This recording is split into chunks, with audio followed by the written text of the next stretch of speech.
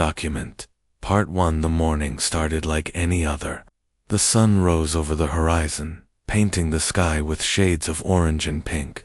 Birds chirped in the trees, and people went about their usual routines, heading to work, sipping coffee, or walking their dogs.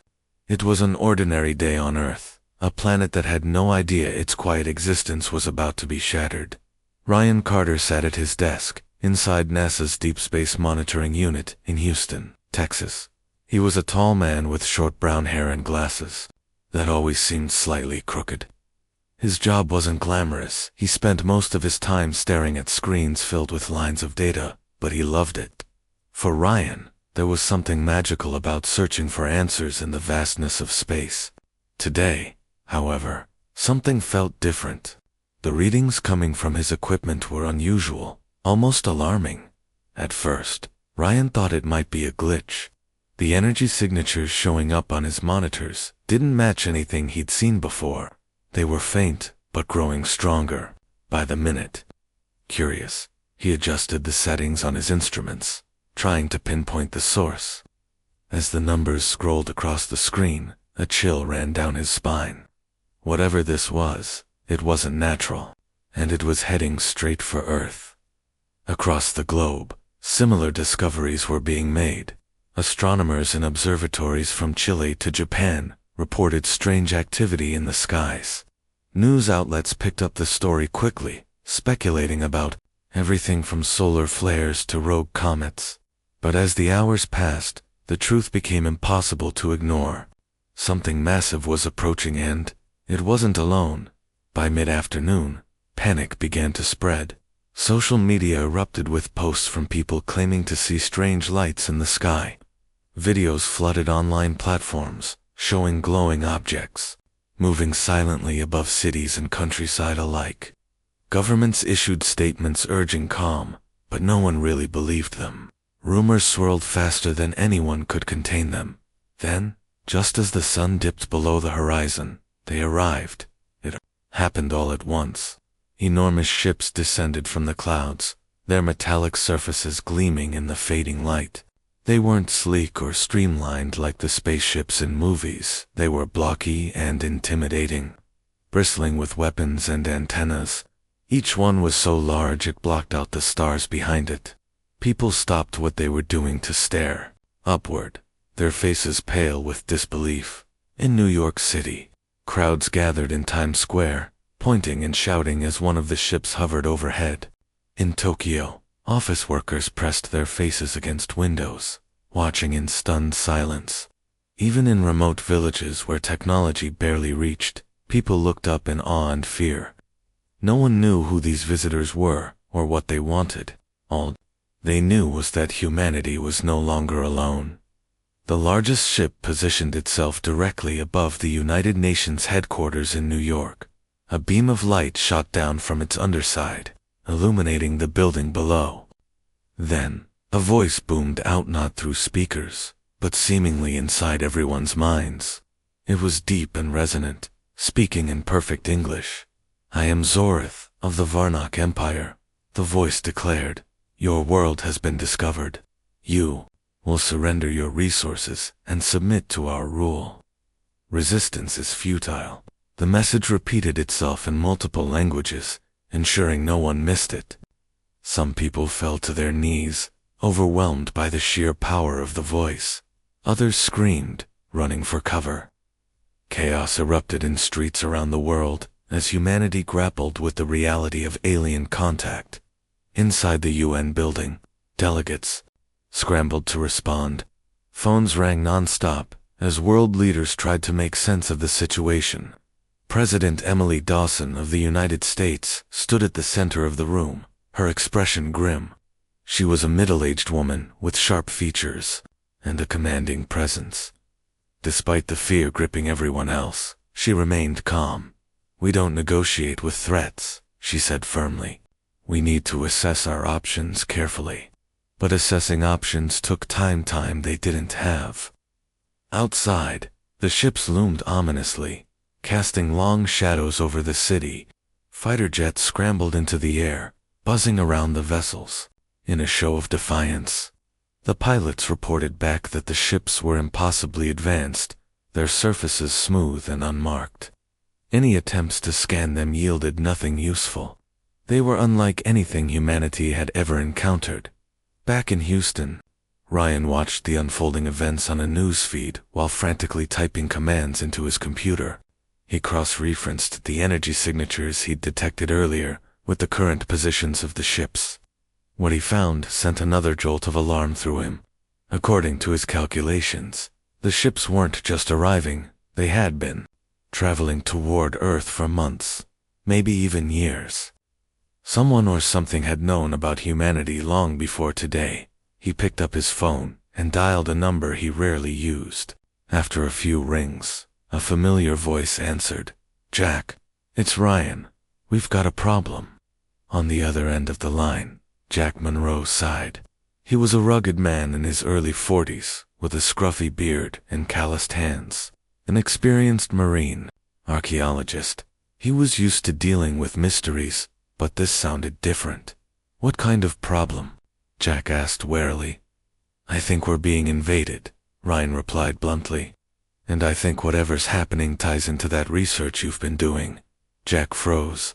Over the past year, he'd been working on a project involving ancient, underwater ruins discovered off the coast of Alaska. The structures were unlike anything archaeologists had seen before, featuring intricate carvings and strange symbols. Some theories suggested they predated human civilization, but none of them had been proven until now. "Meet me at my lab," Jack said finally. "Bring whatever data you've got. If this is connected, we need to figure it out fast." As Ryan grabbed his laptop and headed for the door, he couldn't shake the feeling that they were standing on the brink of something far bigger than either of them could imagine. The ships and the sky were only the beginning. Somewhere beneath the waves, buried deep in the ocean floor, lay secrets that might change everything for better or worse. Meanwhile, aboard the lead Varnak vessel, Zoreth observed the chaos unfolding below with cold detachment. To him, humans were little more than insects, primitive creatures, unworthy of respect. Their feeble attempts at resistance amused him. Still, he couldn't deny the faint flicker of curiosity sparked by the readings his scanners had picked up. There was something hidden on this planet, something old and powerful, something that might prove interesting. For now, though, he would proceed as planned. Humanity's fate had already been decided. Surrender or destruction, it mattered little to him which path they chose. Either way, the Varnak Empire would emerge victorious. Far below, unaware of Zoreth's thoughts, Ryan and Jack prepared to uncover the truth. The clock was ticking, and the stakes couldn't be higher. The fate of Earth rested not in the hands of politicians or soldiers, but in those of two ordinary men thrust into extraordinary circumstances. And somewhere deep beneath, the Pacific Ocean, a sleeping giant stirred. Document. Part 2. The storm was brewing, both in the skies above and within the hearts of those on Earth. Laura Bennett sat hunched over her desk at a remote research facility, nestled in the icy wilderness of Alaska. Her fingers moved quickly across the keyboard as she analyzed data streaming in from satellites orbiting the planet. She wasn't an astronaut or a zoologist, a scientist trying to make sense of the impossible events unfolding around her. Laura was in her late 30s, with shoulder-length auburn hair tied back into a messy ponytail and glasses perched precariously on her nose. Her face showed signs of exhaustion. Dark circles framed her hazel eyes, and her cheeks were flushed from hours of relentless work. But despite the fatigue, there was a spark of determination in her expression. Something about the Varnak ships didn't sit right with her. Their sudden appearance, their overwhelming power, it all felt too calculated, too rehearsed. As she studied the energy readings emitted by the alien fleet, something caught her attention. There were faint echoes of another signal hidden beneath the noise, a pattern that didn't match the Varnak's technology. It was subtle, almost imperceptible, but it was there. Laura leaned closer to the screen, her brow furrowing. Whatever This new signal it originated from deep beneath the Pacific Ocean. She picked up her phone and dialed Jack Monroe's number. Jack had been working on the underwater ruins project for months, and if anyone could help her understand what she was seeing, it was him. After a few rings, his gruff voice answered. "Jack, it's Laura. I need your expertise." "What is it now?" he asked, sounding tired but intrigued. "Another alien invasion theory." "Not exactly," she replied, her voice tinged with urgency. "I found something strange in the data. It's coming from the same region where you've been diving. I think it might be connected to those ruins you've been studying." There was a pause on the other end of the line. When Jack spoke again, his tone was serious. "Send me the coordinates. I'll meet you there." By the time Laura arrived at the dive site, Jack was already preparing the equipment. The ocean stretched endlessly before them, its surface shimmering under the pale light of the afternoon sun. A small team of researchers milled about, checking oxygen tanks and securing gear. Despite the tension gripping the world, life here seemed oddly normal, or as normal as it could be given the circumstances. Jack greeted Laura with a nod, his usual easygoing demeanor replaced by grim focus. He handed her a tablet, displaying the latest scans of the area. "This is what we've mapped so far," he explained, pointing to a cluster of jagged lines on the screen. "The structures are massive, far larger than anything we've seen before. Some of them look like they're part of a single complex." Laura studied the images carefully. The carvings etched into the stone were intricate, depicting scenes that defied explanation. Strange symbols covered every surface, glowing faintly even in the murky depths. She tapped one of the images, zooming in on a section that resembled a control panel of some sort. "Do you think these are machines?" she asked quietly. "It's possible," Jack admitted. "But if they are, they're way beyond anything humans have ever built. Whoever made this, they weren't human." "That's not all," Laura said, pulling out her laptop. She opened a file containing the energy readings she'd detected earlier. "These patterns match the signals coming from the ruins. And, get this, they're interfering with the Varnock ship's frequencies." Jack's eyes widened. "You're saying these things are still active, after thousands of years?" "I don't know how," Laura admitted, shaking her head. "But I think we're looking at more than just ruins. This could be some kind of defense system." The implications hung heavy in the air between them. If the ruins were indeed a defense mechanism, it meant humanity might have a fighting chance against the invaders. But unlocking their secrets wouldn't be easy, not with time running out and the Varnock growing increasingly impatient. Later that evening, the team gathered in the cramped briefing room aboard their research vessel. Maps and diagrams covered the walls, illuminated by the soft glow of overhead lights. Daniel Hughes, a linguist brought in to decipher the mysterious symbols, stood at the front of the room, holding a piece of paper covered in notes. "These markings aren't random," he began, his voice steady, despite the weight of the task ahead. "They're a language, a very old one. Based on my analysis, it seems to combine elements of pictographs and mathematical formulas. Whoever created this wanted to leave instructions behind. But can we read them?" Laura asked, leaning forward in her chair. Daniel hesitated. "Some parts are clearer than others. For example, this symbol here," he pointed to a swirling design on the paper, "appears repeatedly throughout the ruins. I believe it represents activation or awakening. And this one," Jack interjected, gesturing to another symbol shaped like a starburst. "That's trickier," Daniel admitted. "It could mean power, energy, or even destruction. Without context, it's hard to say for sure." The conversation continued late into the night, each member of the team contributing ideas and theories. Slowly, a plan began to take shape.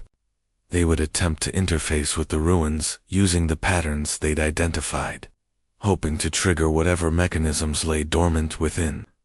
It was a risky move. If they got it wrong, they risked damaging the structure, or, worse, drawing unwanted attention from the Varnick. The next morning, the team prepared to descend into the depths once more.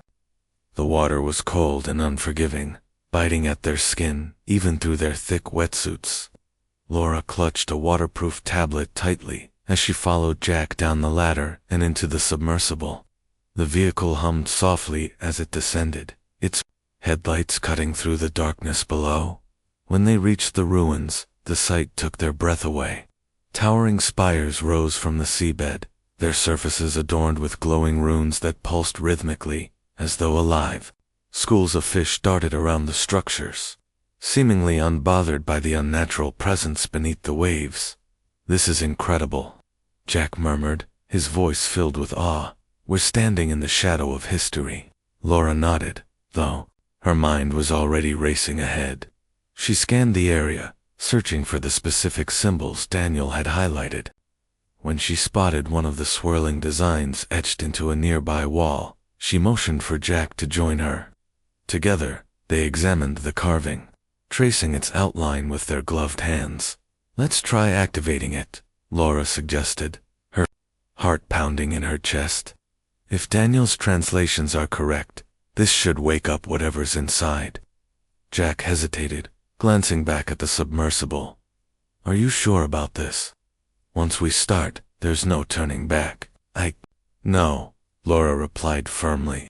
"But if we don't do something, humanity doesn't stand a chance." With a deep breath, Jack nodded. "All right, let's do it."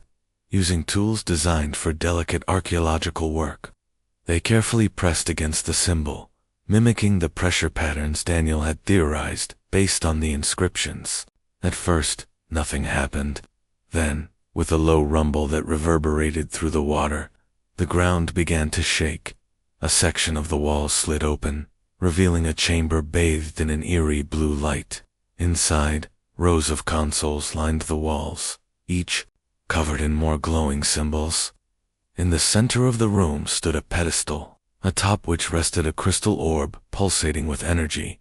Laura approached cautiously, her eyes wide with wonder. This isn't just a ruin," she whispered. "It's a ship." "A ship?" Jack echoed, incredulous. "You mean like a spaceship?"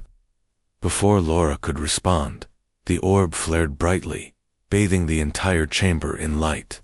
The consoles sprang to life, their screens flickering with streams of data. A low hum filled the air, growing louder with each passing second. "We did it," Laura breathed, her voice trembling with excitement. "We've awakened it." But as the realization sank in, so did the enormity of what they had unleashed. The ship, if that's what it truly was, wasn't just a relic of the past. It was a weapon designed to protect Earth from threats like the Varnick. And now, after millennia of silence, it was awake above the surface. The Varnock fleet remained ominously still, watching and waiting. Unbeknownst to them, humanity had stumbled upon a power far greater than anything they could imagine. Deep beneath the waves, the ancient warship stirred, its systems booting up for the first time in eons. Laura and Jack exchanged a glance, their expressions a mix of hope and fear. They had awakened a sleeping giant, but whether it would save them or doom them remained to be seen. Document. Part 3. The chamber was alive with light and sound, the hum of energy growing louder with each passing second. Laura and Jack stood frozen in place, their eyes fixed on the glowing orb at the center of the room. It pulsed rhythmically, as though it were breathing, its light casting eerie shadows across the walls. The consoles around them flickered with streams of data, symbols shifting and rearranging themselves faster than either of them could comprehend. "What do we do now?" Jack asked, his voice barely audible over the noise.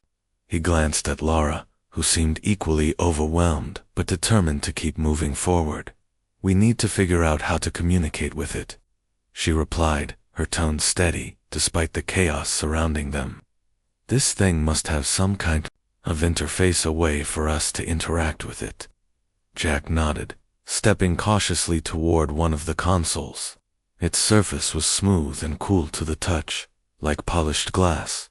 When he pressed his hand against it, the screen lit up, displaying a series of glowing patterns that shifted and reformed into what looked like a map of Earth. He pulled back quickly, startled by the response. "Did you see that?" he exclaimed, pointing at the console. "It's showing us something. Maybe locations." Laura moved closer, studying the map carefully.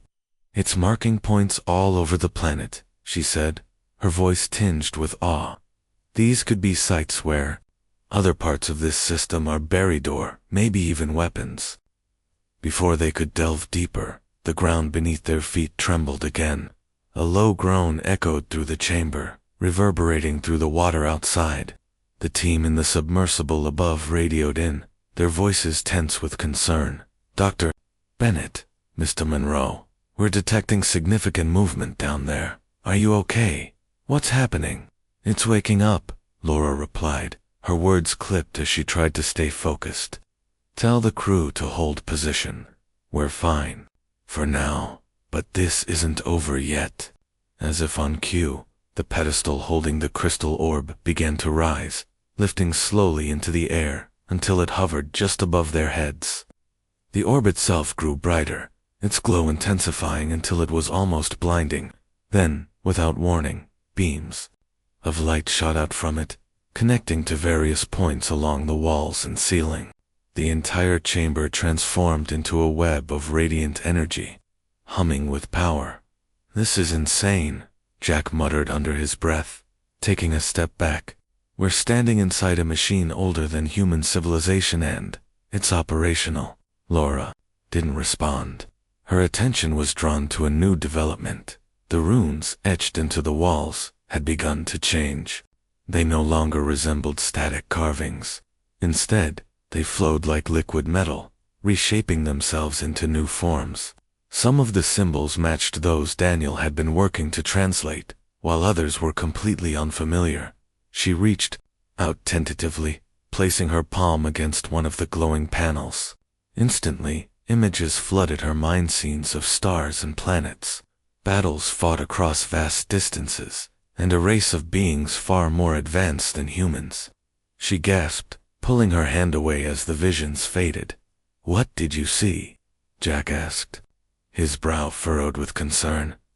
"I'm not sure," Laura admitted, shaking her head to clear it. "But I think this ship has memories or records. It's trying to show us something." Their conversation was interrupted by a sudden shift in the chamber's atmosphere.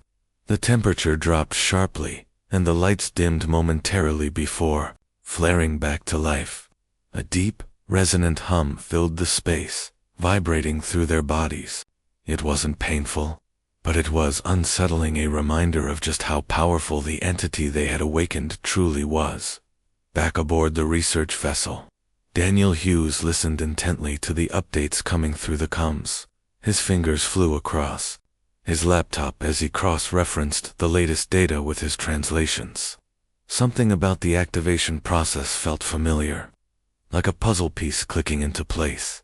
"They're triggering protocols," he murmured to himself, his excitement mounting. "This isn't random, it's following a sequence. If we can decode it, we might be able to guide it." He turned to Samantha Sam Rivers, a pilot who had joined the team during the dive preparations.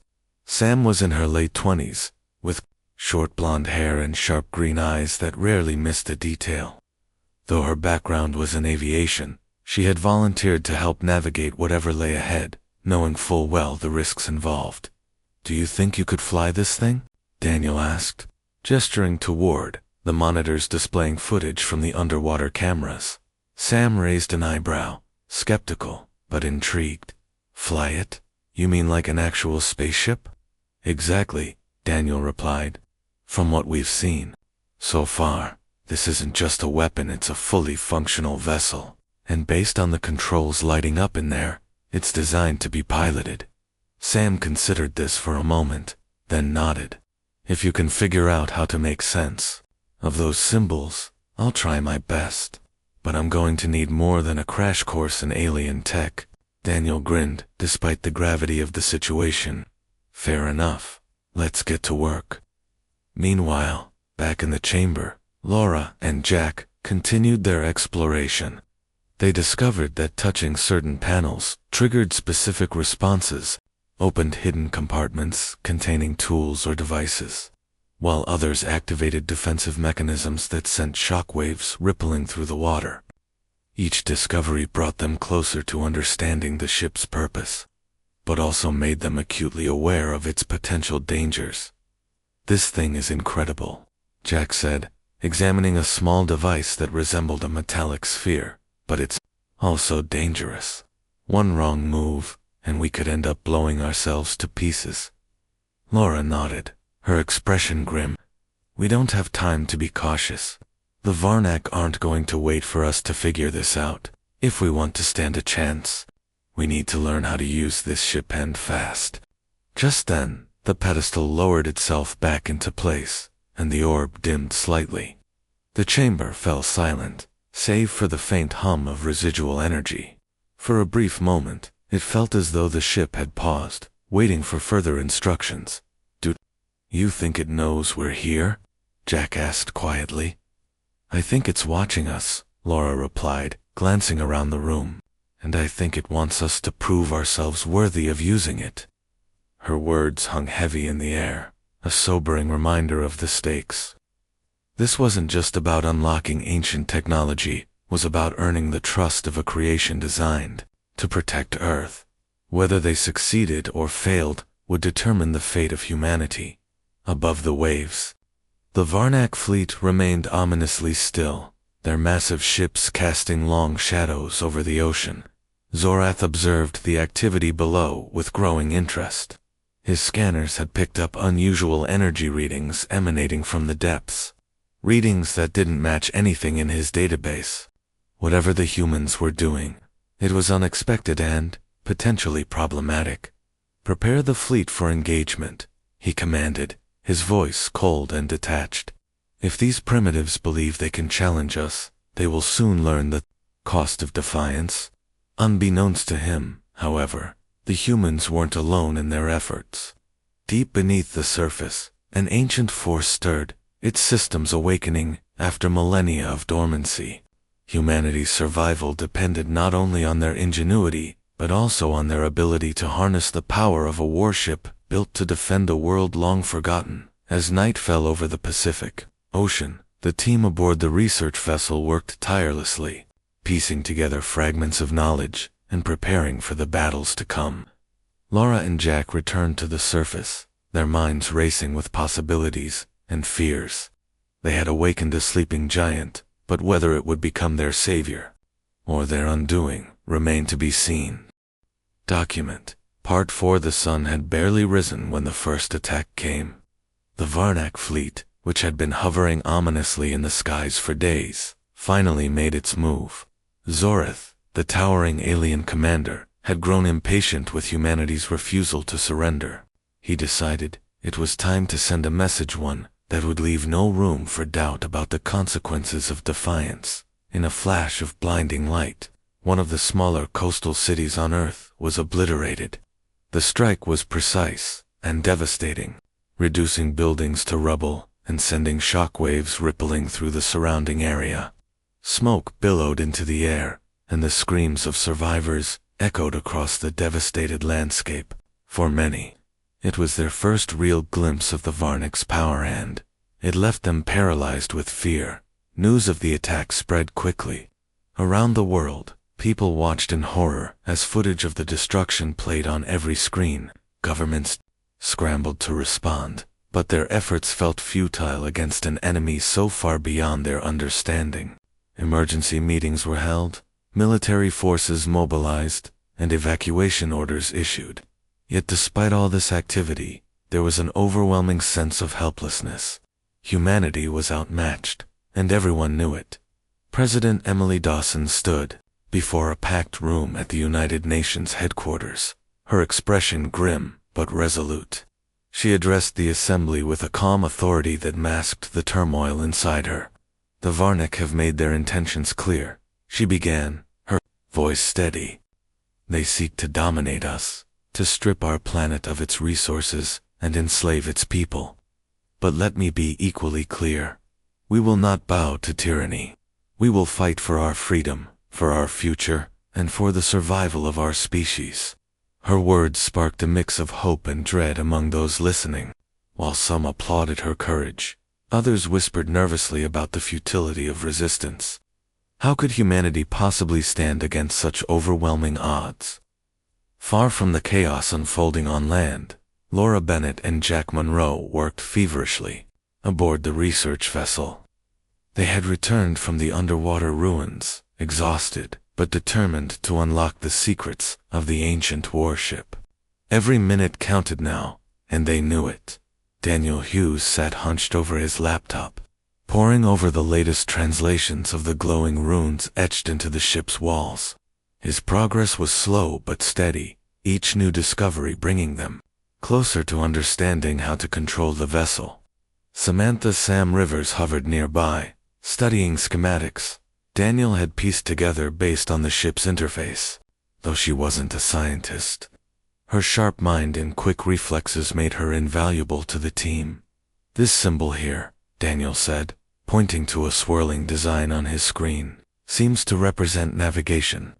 If I'm right, activating it should bring up a map of nearby star systems." "Nearby?" Sam asked, raising an eyebrow. "You mean like space travel nearby?" Daniel nodded. "Exactly. This ship wasn't just built to defend Earth, it was designed to explore the galaxy. Whoever created it must have been planning for the long term." Laura listened intently, her mind racing. "If we can figure out how to use these controls, we might be able to turn the tide against the Varnak, but we need to act fast. They won't stop after one attack. They'll keep coming until we're wiped out." Jack chimed in, gesturing toward the monitors displaying live feeds of the Varnak fleet. "And we don't even know if this thing is fully operational yet. What if we trigger something we can't handle?" "We don't have a choice," Laura replied firmly. "Every second we waste gives them more time to prepare. We have to take the risk." With that, the team sprang into action. Laura and Jack dove back into the submersible, descending once again into the depths where the ancient warship lay waiting. The chamber was still alive with energy, its consoles glowing softly as though anticipating their return. This time, they approached with a clearer purpose, activating the ship's systems and learning how to pilot it. Laura took the lead, touching various panels and observing the responses. Each interaction felt like solving a puzzle, requiring careful attention to detail. Some commands triggered defensive mechanisms, while others seemed to adjust the ship's internal functions. It was overwhelming, but also exhilarating. For the first time since the invasion began, they felt a glimmer of hope. Back aboard the research vessel, Sam and Daniel tested theories about the ship's piloting interface. Using data gathered from Laura and Jack's explorations, they simulated potential flight paths and experimented with virtual controls. Progress was slow, but every breakthrough brought them closer to mastering the ancient technology. As night fell, the team regrouped to share their findings. Exhaustion lined their faces, but their spirits remained high. They had uncovered enough information to attempt a trial runa, short activation sequence designed to test the ship's mobility and weapon systems. "We're ready," Laura announced, her voice tinged with both excitement and apprehension. "Let's do this." The team descended once more into the chamber, their movements deliberate and focused. Laura positioned herself at the central console, her hands hovering above the glowing surface. Jack stood beside her, ready to assist if anything went wrong. Together, they initiated the sequence, inputting commands based on Daniel's translations. At first, nothing happened. Then, with a low rumble, the ground beneath them shifted. The pedestal holding the crystal orb rose higher, its light intensifying until it filled the entire chamber. The walls vibrated with energy, and the water outside churned violently as the ship began to stir. "It's working," Jack exclaimed, his voice rising with disbelief. "We're actually doing it." But their celebration was short. As the ship powered up, Its systems emitted a deafening hum that reverberated through the ocean. Alarms blared aboard the research vessel, warning of massive energy spikes. Above the surface, the Varnak fleet detected the disturbance and turned their attention toward the source. Zorith's eyes narrowed as he studied the readings. "So," he muttered, his voice dripping with disdain, "the primitives have found a toy. Let us see how well they play with it." Without hesitation, he ordered a squadron of ships to investigate. Sleek, angular vessels detached from the main fleet and sped toward the coordinates, their weapons primed for engagement. Down below, the ancient warship completed its activation sequence. Its massive form emerged from the seabed, rising slowly toward the surface. The water parted around it, revealing a structure far larger than anyone had imagined. It was shaped like a colossal sphere, its surface covered in intricate carvings and glowing runes. Towers jutted outward, bristling with cannons and antennas. It was a planet-sized weapon, designed to protect Earth, but only if humanity could learn to wield it in time. As the ship broke through the waves, sunlight reflected off its metallic hull, casting dazzling reflections across the sky. The sight was awe-inspiring, but also terrifying. The Varnak ships closed in rapidly, their weapons charging for an assault. Laura gripped the console tightly, her heart pounding in her chest. "We're not ready for this," she whispered, her voice trembling. "We've barely scratched the surface of what this thing can do." Jack placed a reassuring hand on her shoulder. "We don't have a choice. Either we fight, or we die." Above them, the battle loomed. Humanity's last hope rested in the hands of a ragtag team of scientists, archaeologists, and pilots who had stumbled upon a power far greater than themselves. Whether they could rise to the challenge or whether the ancient warship would become their undoing remained to be seen.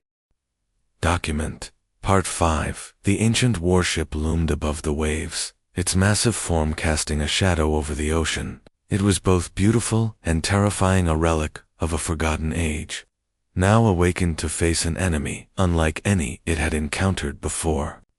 Laura Bennett stood at the central console inside the ship's chamber, her hands trembling as she tried to make sense of the glowing symbols that danced across the screens.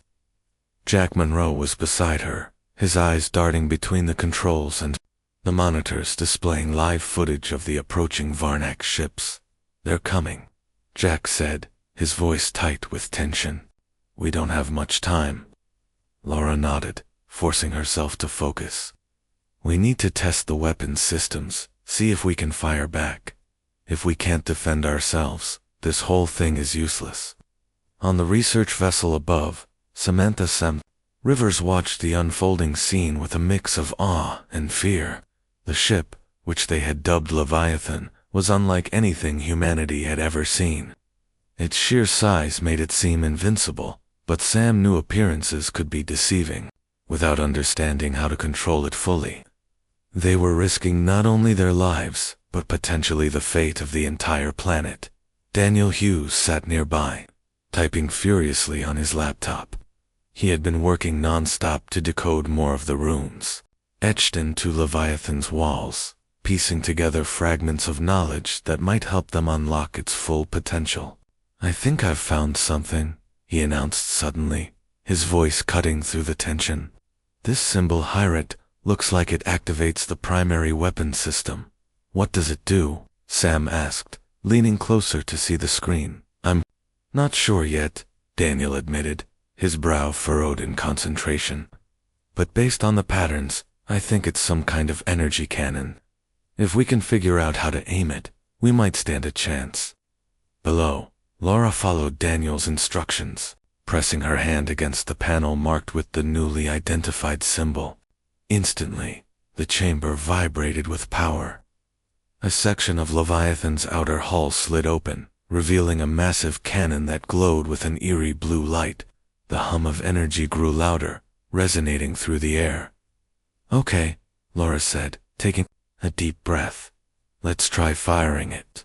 Jack hesitated, glancing at the monitors. "Are you sure? We don't even know what this thing is capable of." What if we accidentally destroy half the planet? We don't have a choice, Laura replied firmly. If we don't fight back, the Varnak will tear us apart. With that, she activated the sequence. There was a moment of silence, followed by a deafening roar, as a beam of pure energy shot out from the cannon. It streaked across the sky, striking one of the incoming Varnak ships with devastating force. The alien vessel exploded in a burst of light, its wreckage raining down into the ocean. Cheers erupted aboard the research vessel as the team watched the destruction unfold. For the first time since the invasion began, there was a glimmer of hope. Humanity had struck back and it had worked, but their victory was short-lived. The remaining Varnak ships regrouped quickly, their weapons charging for another assault. Sorith's voice boomed through the air, cold and menacing. You dare challenge us? Your primitive attempts at resistance are meaningless. Prepare to face annihilation. As the alien fleet advanced, Leviathan's systems flared to life once again. Panels lit up across the chamber, displaying streams of data and targeting coordinates. Laura and Jack worked frantically, trying to decipher the next set of commands. Each action felt like a gamble, but they had no other option. Above, Sam and Daniel prepared for the worst. If things go sideways, we need to get out of here, Sam said, gripping the controls of the research vessel. We can't afford to lose everyone. Not yet, Daniel replied, his eyes glued to his laptop. We still have a few tricks up our sleeve. Just give me a little more time. Back inside Leviathan, the ship's defensive mechanisms kicked in automatically. Shields sprang to life around its hull, deflecting blasts from the Varnak weapons. The chamber shook violently as explosions rocked the surrounding area, sending shockwaves rippling through the water. This thing has its own AI, Jack realized, his voice filled with awe. It's protecting itself. Laura nodded, her mind racing. That means it's smarter than we thought. Maybe we can use that to our advantage. She turned her attention back to the console, searching for a way to interface directly with Leviathan's systems. Her fingers moved quickly, inputting commands based on Daniel's translations. Slowly, the glowing runes rearranged themselves, forming new patterns that seemed to respond to her touch. It's communicating with me, Laura whispered, her voice tinged with wonder. It's showing me how to use it. Jack watched in amazement as Laura's movements became more confident, her actions guided by instincts she couldn't explain. Whatever connection she had formed with Leviathan, it was clear that the ship trusted her or at least recognized her as an ally. Outside, the battle raged on.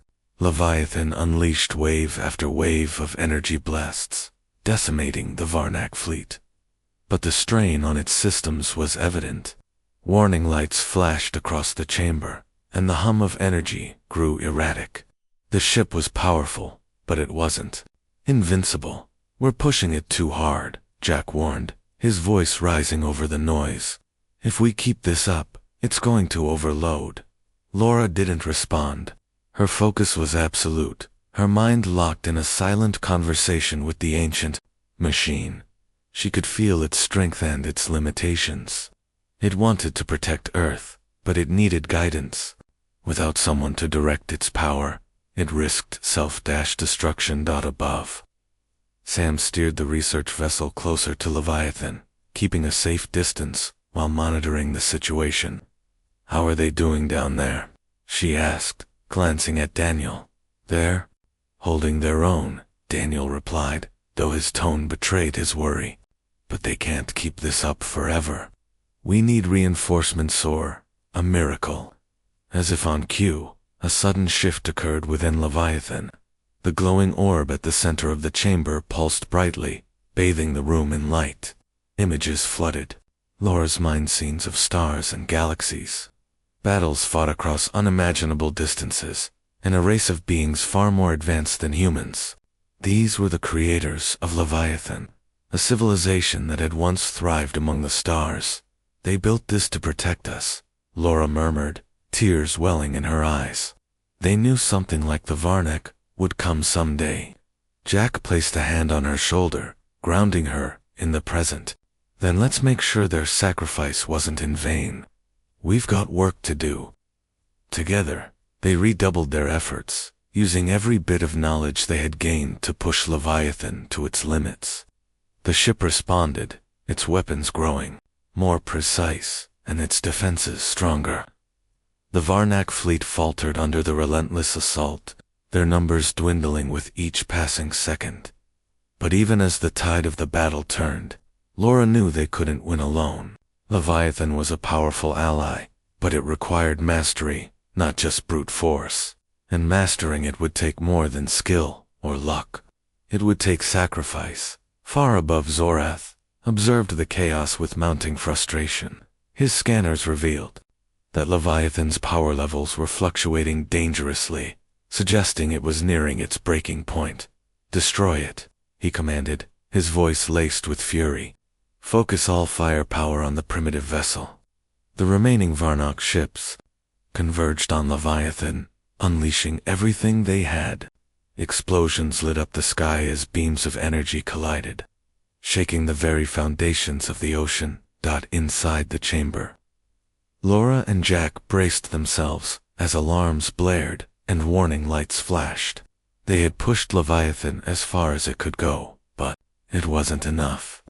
Unless they found a way to stabilize the ship, it would collapse under the strain. We need to merge with it, Laura said suddenly, her voice resolute. Not just interface, fully connect. Jack stared at her, his expression a mix of horror and disbelief. Are you insane? That's suicide. It's the only way, Laura insisted, her eyes blazing with determination. Leviathan needs someone to guide it completely, to become part of it. Otherwise, we're all dead anyway. Before Jack could argue further, she stepped toward the pedestal holding the glowing orb. Reaching out, she placed her hands on its surface. Instantly, a surge of energy coursed through her body, flooding her mind with visions and sensations beyond comprehension. Pain and ecstasy mingled as she surrendered herself to the machine, becoming one with its consciousness. Outside, Leviathan roared to life with renewed vigor.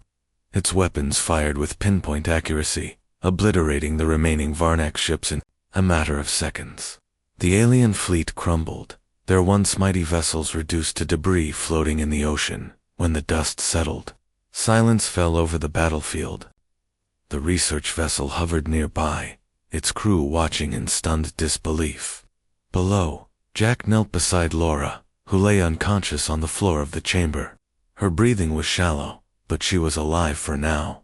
She did it, Jack whispered, his voice thick with emotion.